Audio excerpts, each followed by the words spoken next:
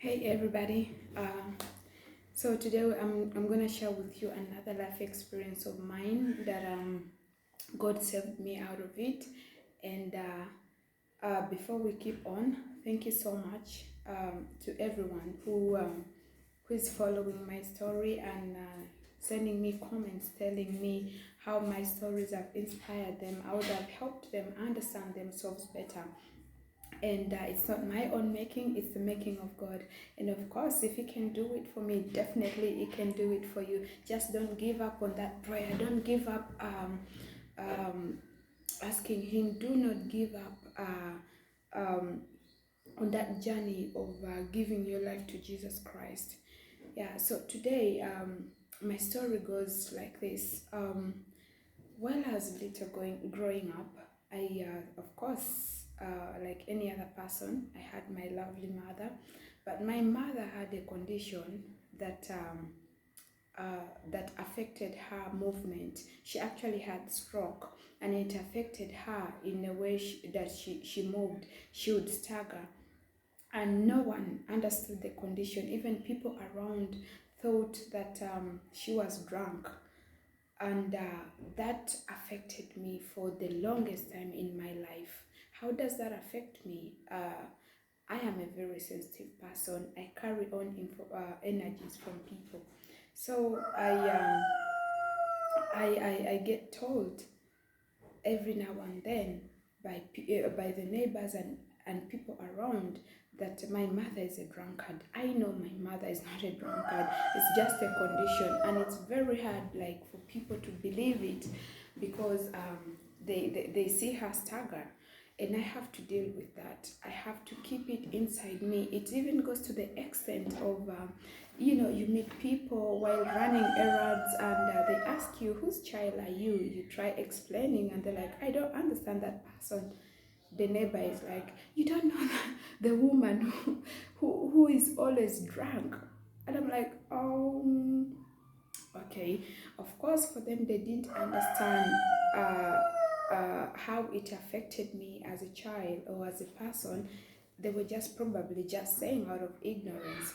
And as time goes by, I get to deal with that. So I'm like, okay, maybe if I think I'm now crazy because everyone thinks mom is drunk and she's not drunk. And there's no way of convincing these people. Everyone believes it's that way. And time goes by, and mom passes on, and of course now I'm left to deal with that kind of guilt and shame, and the bitterness starts piling up. It turns into anger, because I did not tell anyone. I did not share this with anyone, and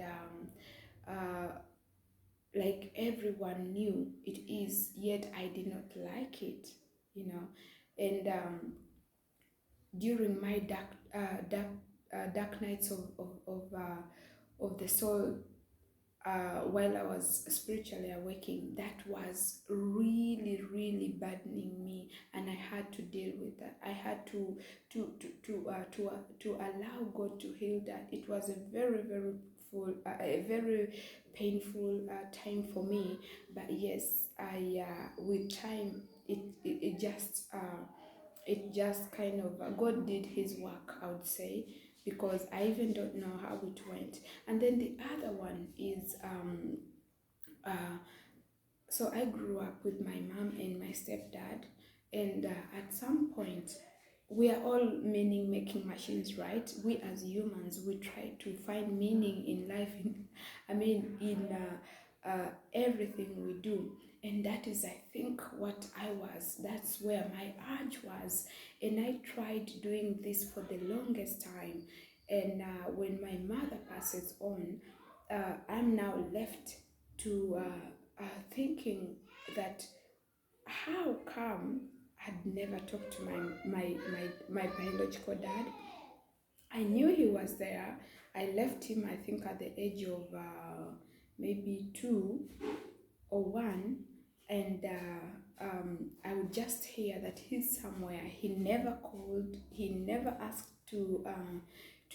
check on me and stuff like that. Of course, like a child, I start asking myself, like, thinking, how come a whole grown-up human being gives birth to a child, fathers a child, and never bothers to look after them, to even know how they are doing, where they are, how they feed, how they school and everything. And of course, those thoughts came in when when we started experiencing issues with finances, even food at home. We didn't have, life generally became difficult or hard when mom passed on.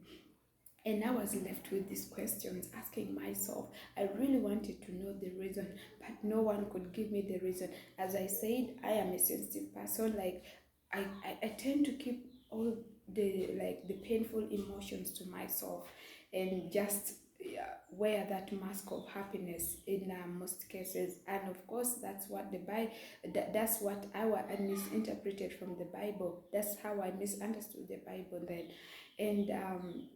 And this went on. It remember the other pain from my mother being called a drunkard, and then this pain of me not knowing my dad. I'm like, I think I am crazy now. Like, I think I'm not worth living. Now my self-esteem goes down, and even though I started trying to do things in life, to make sense, to make a meaning in life, at some point that kind of low self-esteem would come and push me down, and everything crumbles down. Not until I was like, no, I think there should be an answer to this. And I kept on asking what the problem was. I prayed even in my meaningless prayers, guys. God really had. Of course, now I started connecting the dots. Remember, people with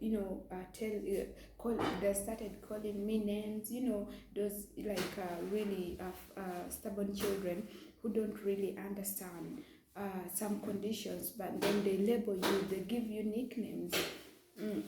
Depending on those conditions, given me names at school, in our small groups where we used to play around the village, that given me those names I didn't like. But again, I had to stand out as someone who liked it, because even when my mom was there, whenever I told her that, she would say, no, don't mind them. Probably that was not the right word to tell me, but she would just say, no, it's okay, don't mind them. Some people are just difficult. And I started connecting the dots. Now my mother is a drunkard. She's maybe she's cursed, or she's bewitched. She wasn't. And then I start connecting another dot of my dad leaving me, and never wanting to find out where I am. I start now feeling like, oh, I think I am the problem. I am worthless. I'm not meant to be here. Maybe I'm just a mistake. And I start praying to God so much to remove this anger. The anger was too much that I would actually feel I would feel it piled here, that I would find it hard to swallow saliva. And as time went by, I just found myself cooling down, calming down. It went. And I never insisted on prayer. So one time, someone comes to me and gives me my dad's number. It's like, Jackie, here is your dad's number, guys. I call my dad and I'm like, hello dad. Actually, listen guys, this is how these are the words I told him. I was like, hello dad, this is your child that you abandoned. That's how angry I was. I was like, this is your child that you abandoned. They even changed my name. The name I have apparently is not the name that he gave me. And of course, he says, no, don't say that. This is another time I see God working. When God was doing his work on me, he was also doing his work in my dad. So my dad calls me, I call my dad, I'm like, this is the child you abandoned. And he says, no, don't say that. That's not a nice word. Listen, I did not abandon you, but situations, it's even better you stayed there. And I'm like, oh, okay.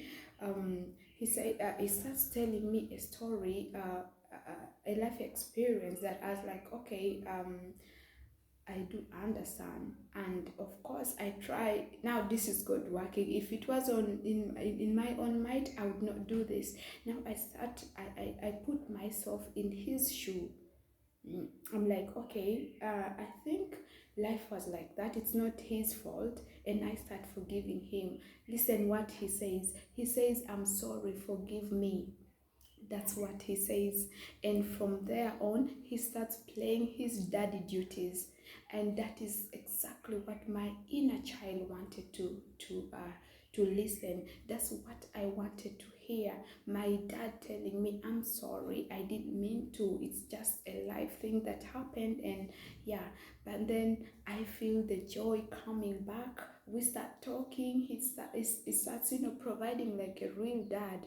And that is something that I felt God working through me. And up to now, the relation between me and my biological dad is really profound. We've actually even never met, like, to sit for a proper, a decent meal, but the relation is okay, the communication is just okay, and I believe that's what God does. And of course, the guilt and shame that I accumulated from then, still I would not stand in front of people and present myself. Like, each time I wanted to, I would get those little voices saying, oh, you know what, you're not worth it, you are this, you're a cursed child, you don't deserve to be here. But as time went by, I now I feel I can wear that shame. I can hold it in my hands and say, hey, here I am. And of course, this is another reason for that I am here. Previously, actually, even just a few years ago, I could not stand and testify this to the whole world. But listen, guys, this might be my story. It might come in this way. Yours might be different. I'm not sure. I would tell you what exactly the exact prayers I said for mine, what exactly I did. But again, we are different. God has different plans for each one. And what I only advise you is give your life to Jesus Christ and ask for the Holy Spirit. He will tell you everything like the way you want. Let's not let the shame and guilt. If we remember a story from the Bible, a story about Judas Iscariot who betrayed Jesus, what did guilt do to him?